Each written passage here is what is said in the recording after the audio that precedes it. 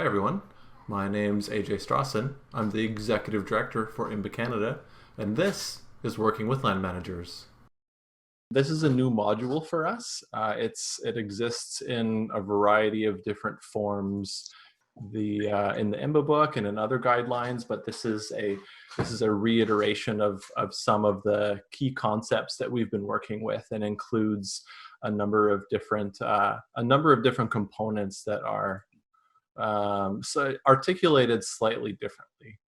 And the first thing I want to start off with is when I say land managers, I'm referring specifically to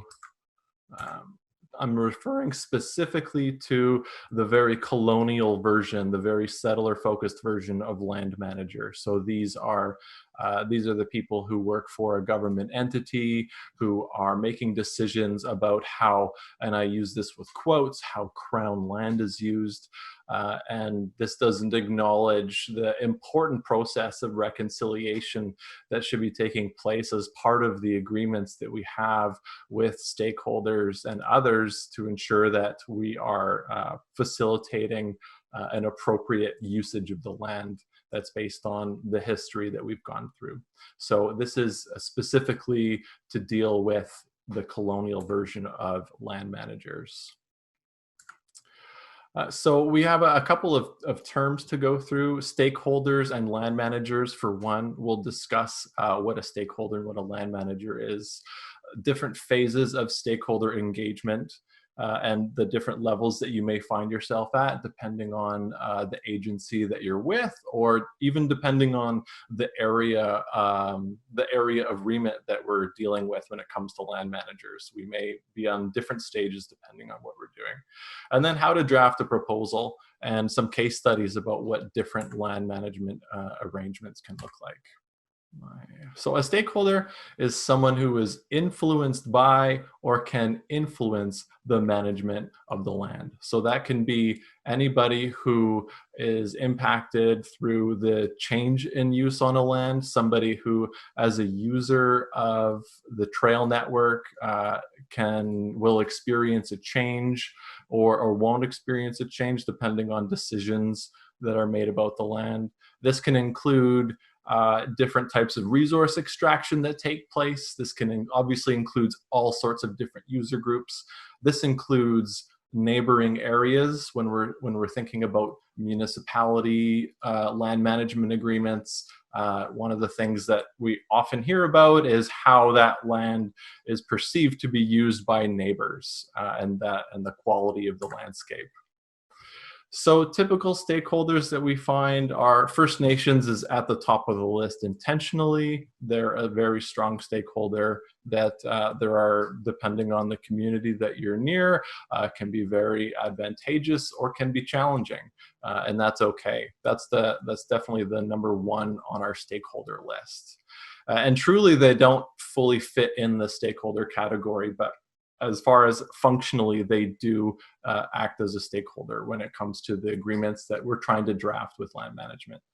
Conservation organizations, people who have a strong view on how land is used or not used by humans. We've got other recreationalist types, motorized, non-motorized, the various different types of non-motorized users.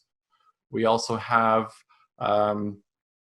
other unique ways of using trails, such as geocaching, birding, angling, all these types of people who may not feel themselves as trail users, but they still are a stakeholder that we need to be considering. Local neighboring landowners can be particularly challenging and sometimes can make or break the opportunities available. And local businesses stand to benefit in a lot of cases from changes or from development of trail networks across Canada. Land managers in Canada are typically provincial or municipal. There are a few national landowners that we have to deal with. I saw Mark Schmidt join, and he represents Parks Canada. That's one agency that takes a very strong management focus of the land, especially compared to other land management agencies. But more often than not, we are dealing with provincial or municipal landowners.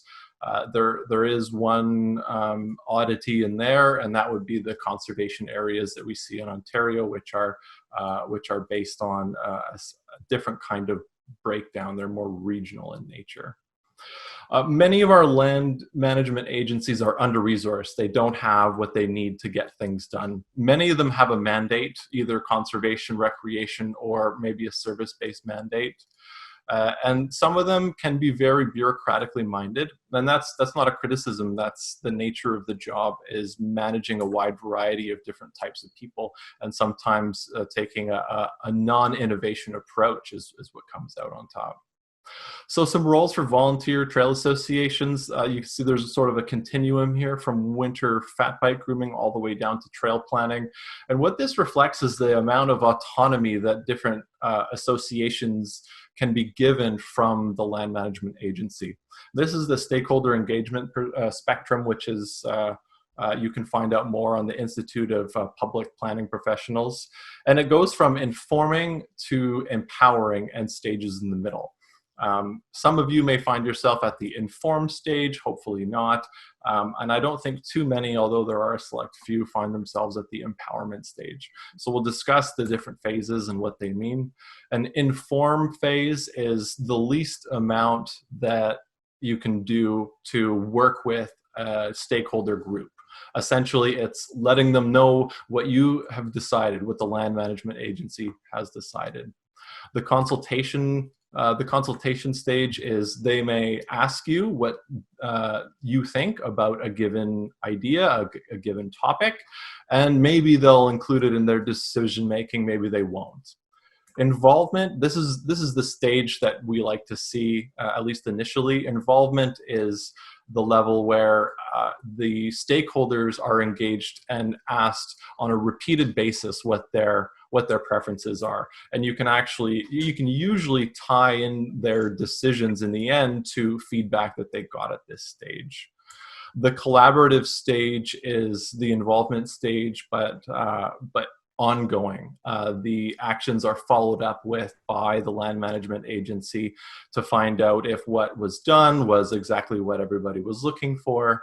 And finally, empowerment. On this level, and I think it's fairly rare, but for very narrow circumstances, the empowerment phase is the land management agency will assist the stakeholder group in how they choose to manage the land.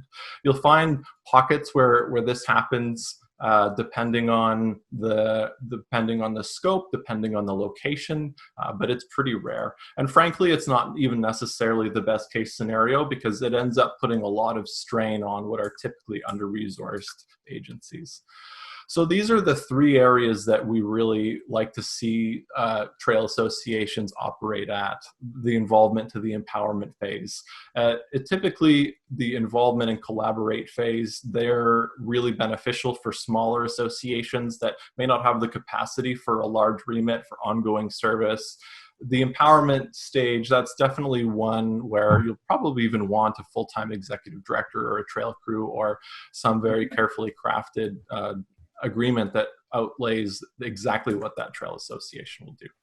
So find out what stage you are on and identify where you'd like to be. When I have this conversation with trail associations, I find that they are typically interested in moving up because they want more access to do more things, but with more power does come more responsibility. So it is important to consider not how can we move up, but how can we get to exactly where we should be at. So now that we've kind of gone through the different levels of stakeholder engagement, how do we get to an agreement with a land management agency that can get us what we want, what we as a trail association, what we as a dedicated user group want?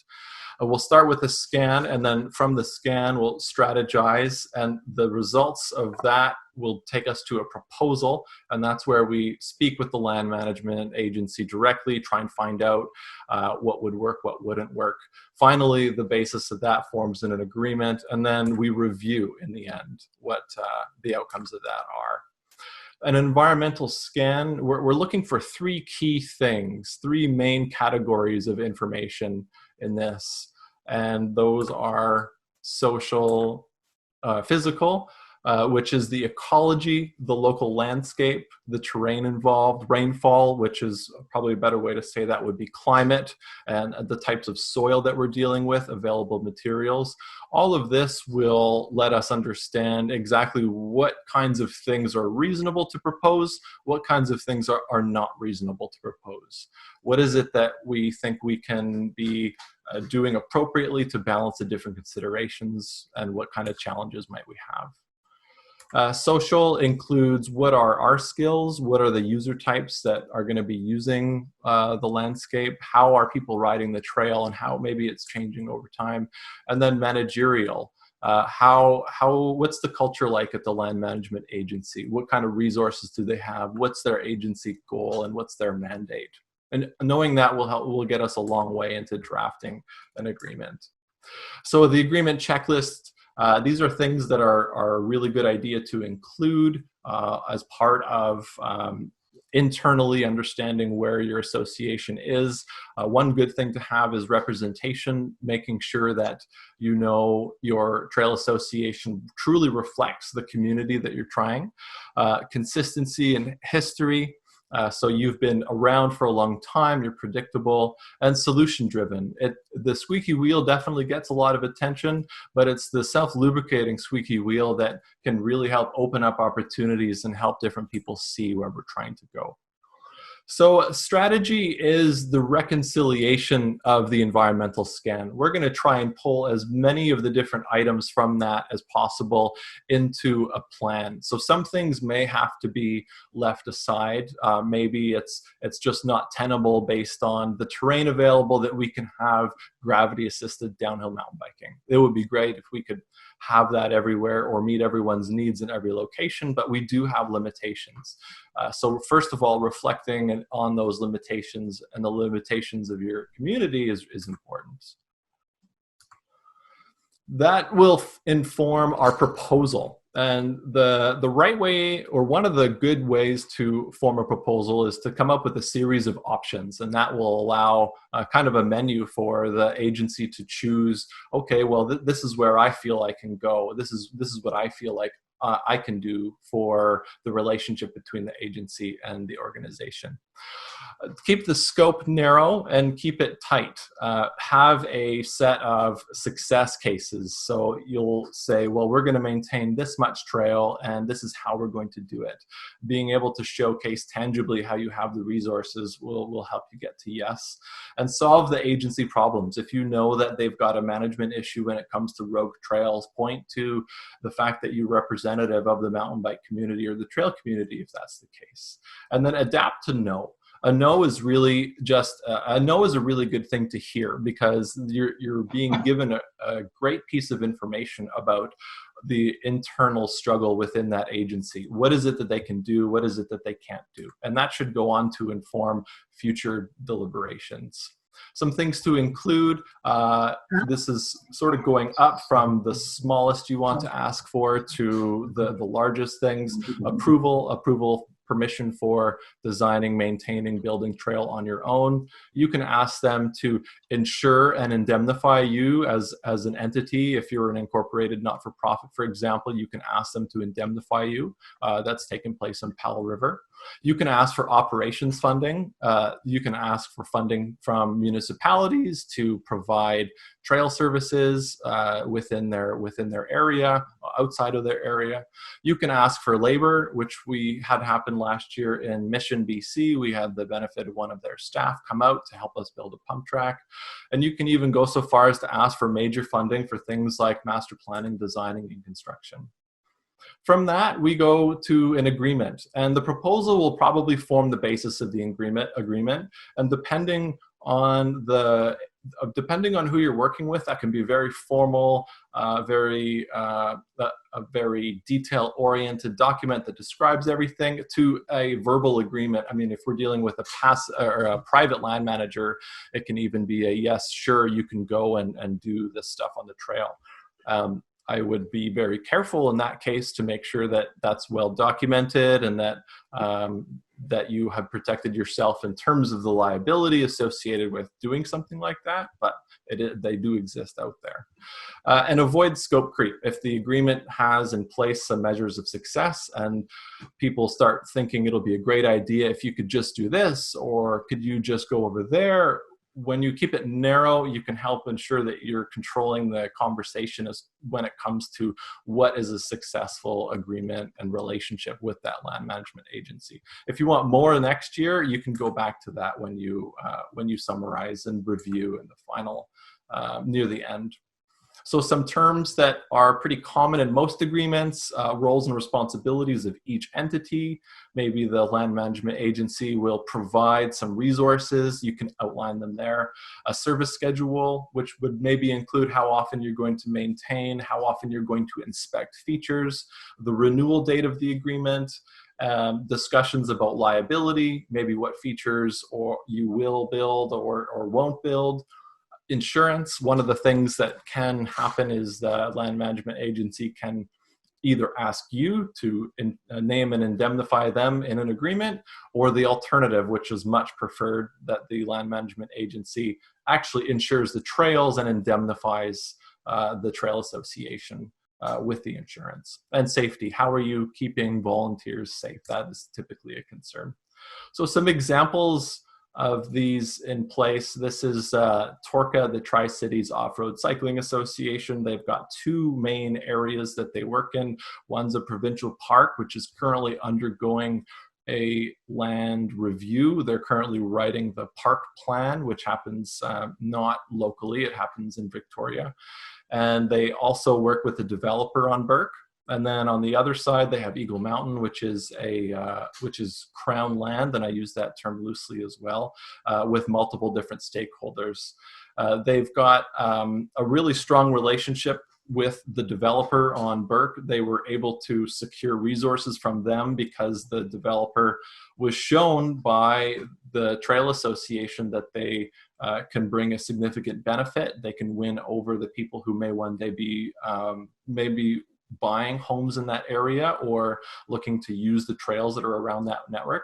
And they've also been very active in working with the BC Park, who are admittedly a slower entity to work with because they are chronically underfunded in the management plan of the park. And so they've been at the table as they go through that process. And that's one thing you may find, is that the land management agency might already have a process to come up with what the final plan or agreement might be. And in that case, the best case is to approach them and work with them.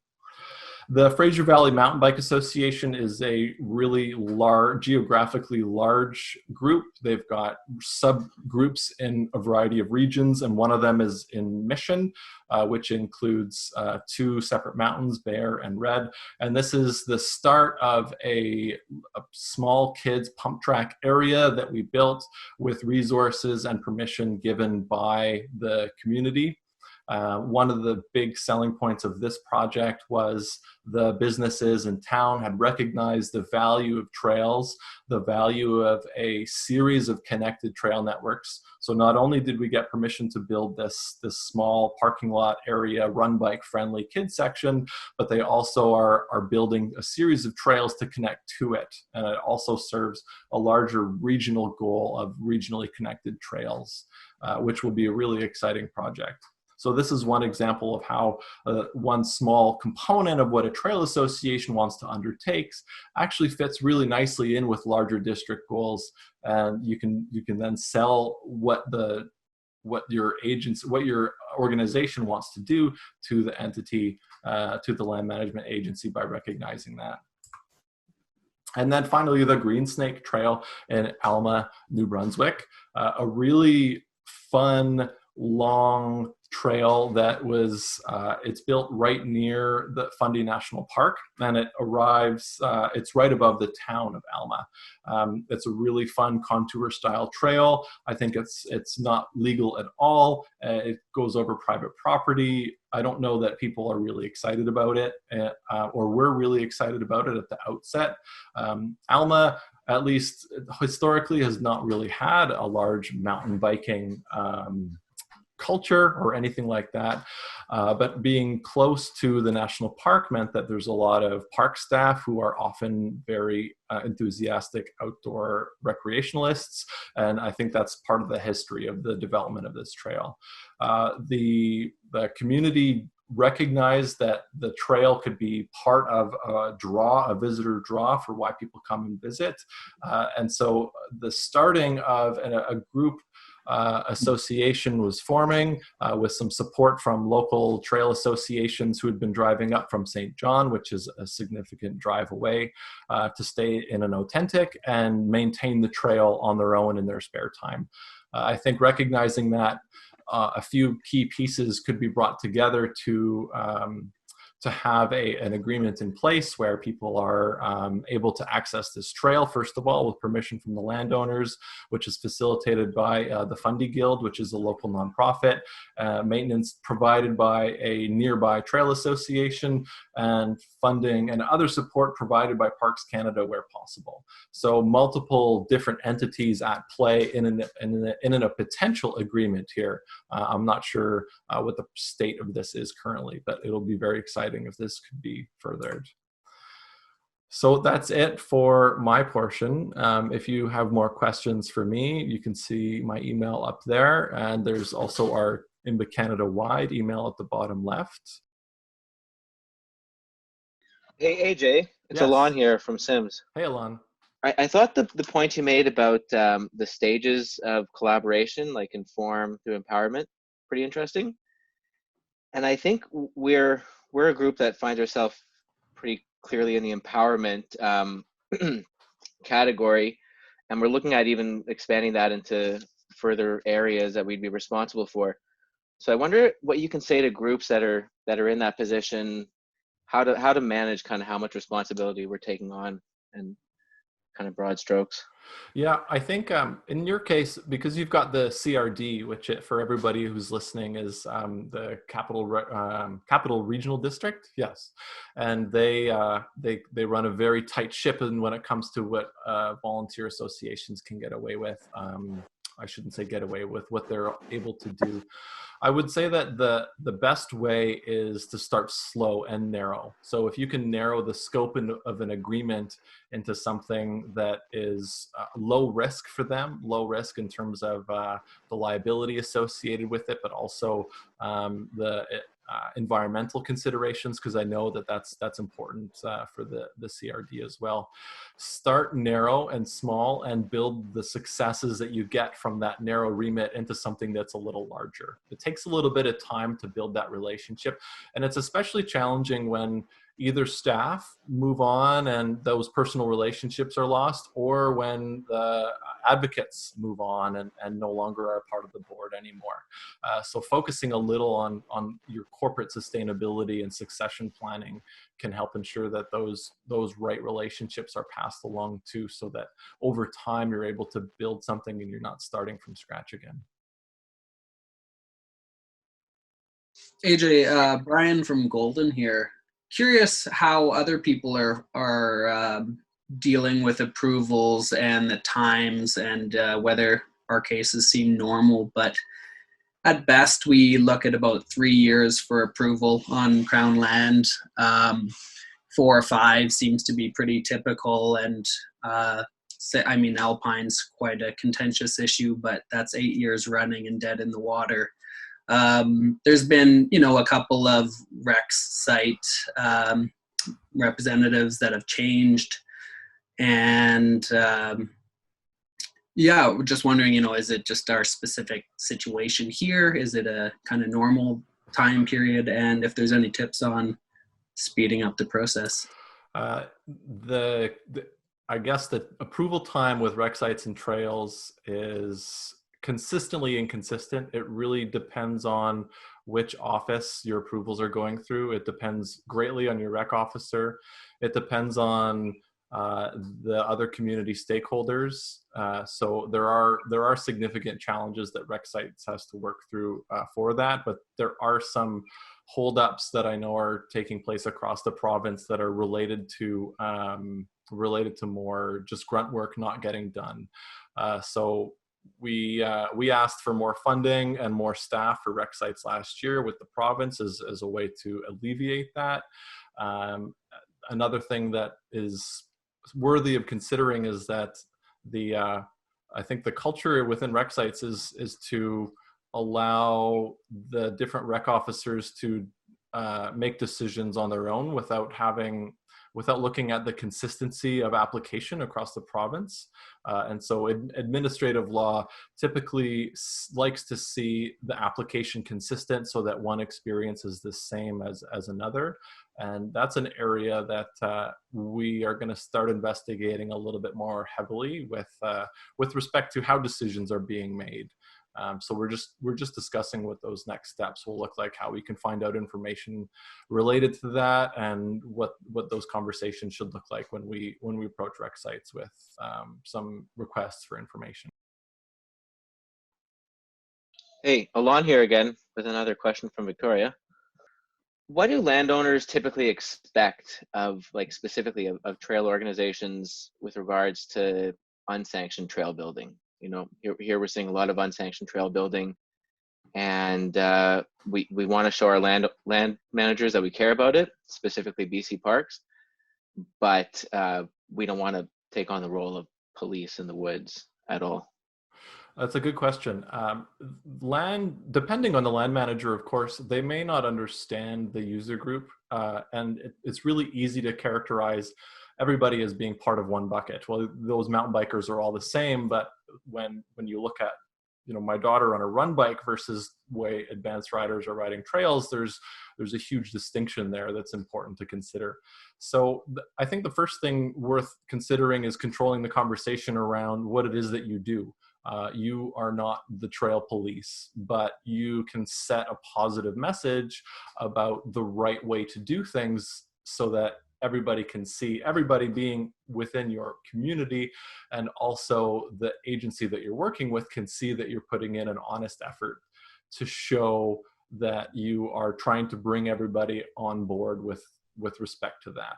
But when it comes to policing and trying to I've heard of people setting up game cameras to try and identify who's been doing various things.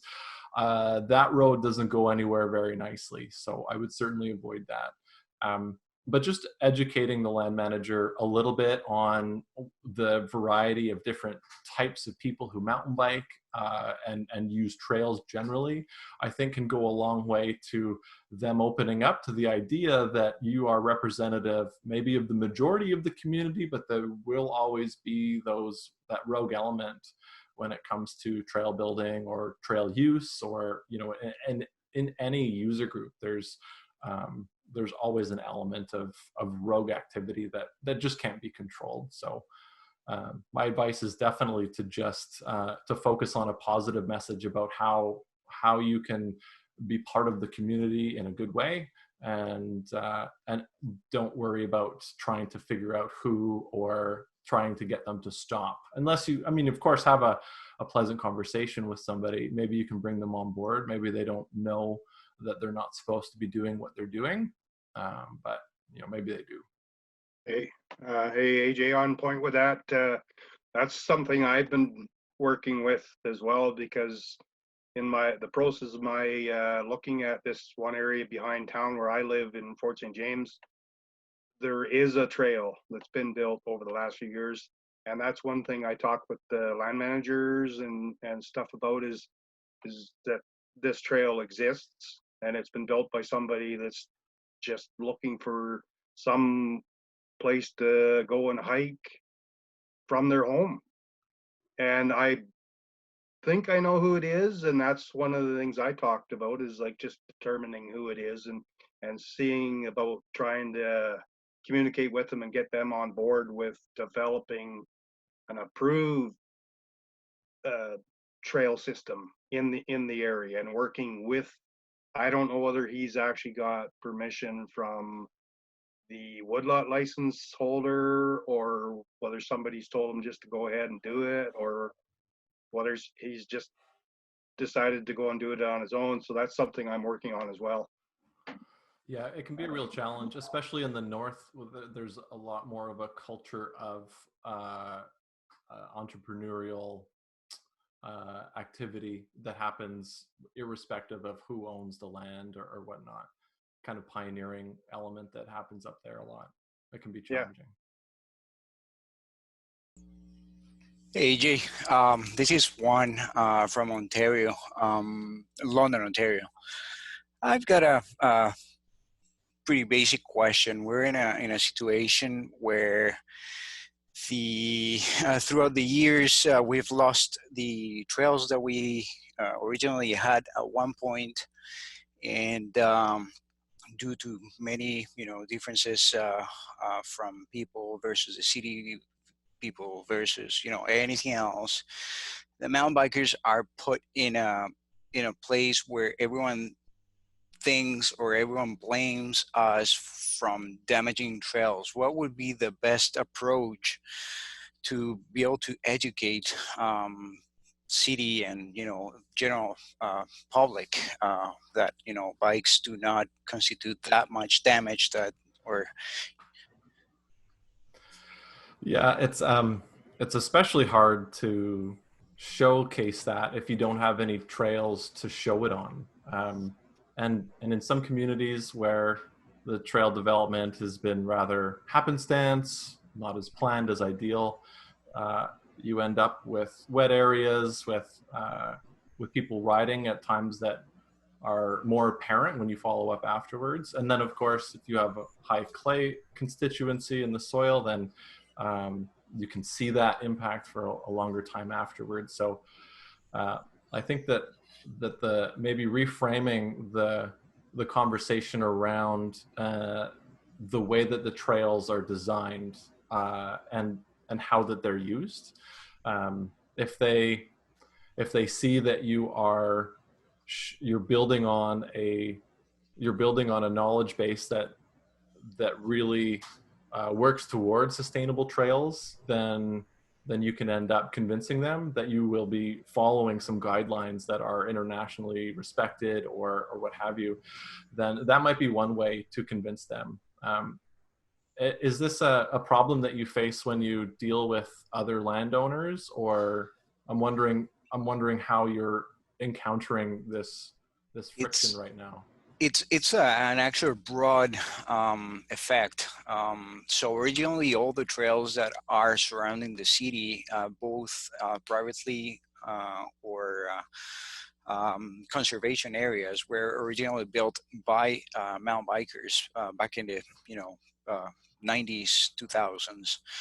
And little by little, hikers start taking ownership to the point where they managed to ban bikes on probably 90% of those trails, right? So all the trails are already built.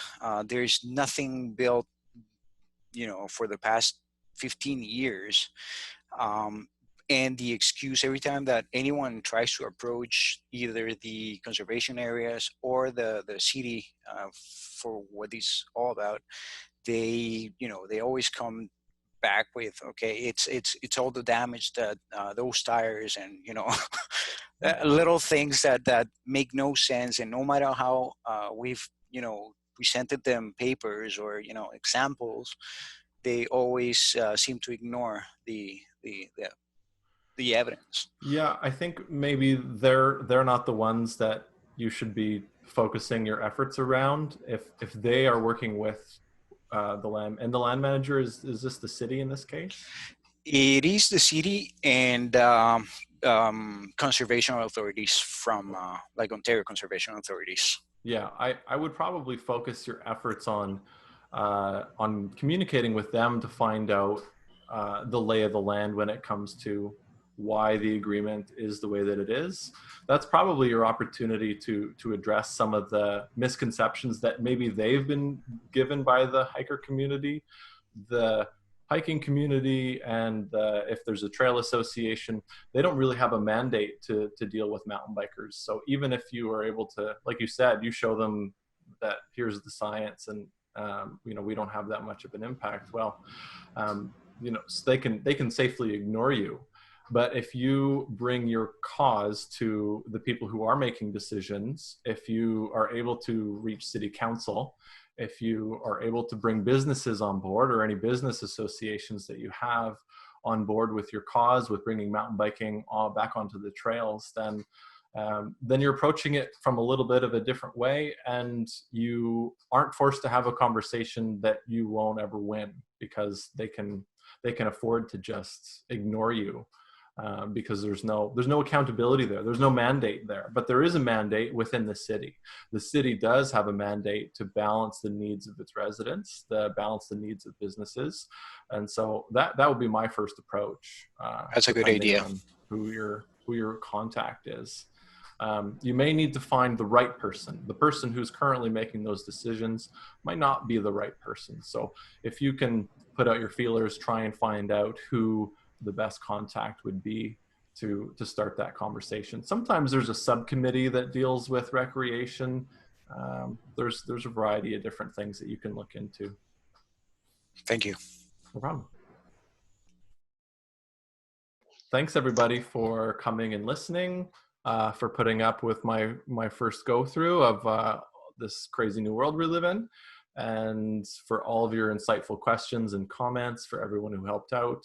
It was great to share. I'm looking forward to doing some more. And if you have any further questions, if you want to ask more broadly about this or any other topic, you can send me an email. Happy to discuss it.